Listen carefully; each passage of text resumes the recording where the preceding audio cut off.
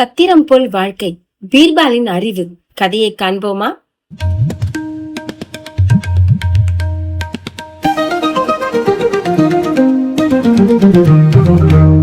வாழ்க்கையில் நாம் நம்முடையது என்று நினைக்கும் இடங்கள், என்னுடையது என்று தோன்றும் வேலைகள், அவை எல்லாம் உண்மையிலே நிரந்தரமல்ல. காலம் கடந்து போகும்போது எல்லாம் பிறர் வாழும் பாதை போல் மாறிவிடும். அதை அழகாக பீர்பால் இந்த கதையில சொல்லியிருக்கிறார். வாங்க பார்க்கலாம். ஒரு நாள் பீர்பால் தன் சொந்த வேலைக்காக அயல் தேசம் பயணம் செய்து கொண்டிருந்தார். வழியில் ஒரு பெரிய அரண்மனை அவர் கண்ணுக்கு தென்பட்டது. அட, இதை பார்த்தால் சத்திரம் போல் தோன்றுகிறது, இங்கு கொஞ்சம் ஓய்வெடுக்கலாம் என்று அவர் குதிரையை அருகே கட்டிவிட்டு அரண்மனைக்குள் சென்றார். அரண்மனை மிகவும் பிரம்மாண்டமாக இருந்தது. ஆனால் யாருமே இல்லை. மேசை மேல் சமைக்கப்பட்ட உணவு மட்டும் இருந்தது. பீர்பாலுக்கு மிகவும் பசியாக இருந்ததால் இது சத்திரம்தானே என்று எண்ணி அந்த உணவை அனைத்துமே உன்றுவிட்டார்.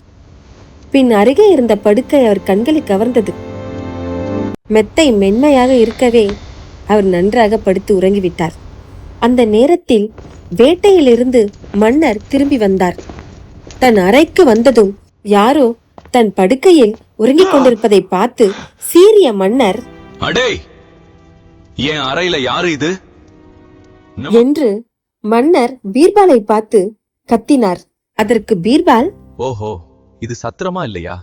காவலர்கள் யாரும் இல்ல, அதனால ஓய்வெடுக்க வந்தேன் என்று கூறினார். இது சத்திரம் இல்லை, இது ஏன் அரண்மனை.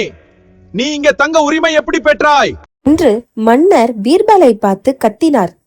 அதற்கு பீர்பால், மன்னா, நீங்கள் சொன்னது சரிதான். ஆனால் இதை கவனியுங்கள், உங்கள் தாத்தா இதே இடத்தில் தங்கியிருந்தாரா? அதற்கு மன்னர், ஆமாம் என்று கூறினார். திரும்பவும் பீர்பால், உங்கள் அப்பா என்று கேட்டார். அதற்கு மன்னர், இதே இடம் என்று மன்னர் கூறினார். திரும்பவும் பீர்பால் அவரை பார்த்து, அப்படியானால் நீங்க என்று கேட்டார்.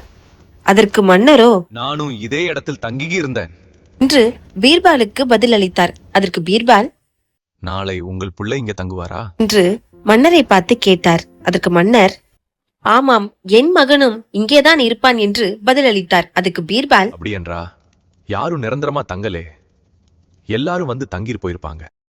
இதுவும் ஒரு சத்திரம் தான் மன்னா. இன்று நீங்கள், நாளைக்கு வேறொருத்தர். அந்த வார்த்தைகள் மன்னருக்கு கொஞ்சம் கடுமையாக இருந்தது.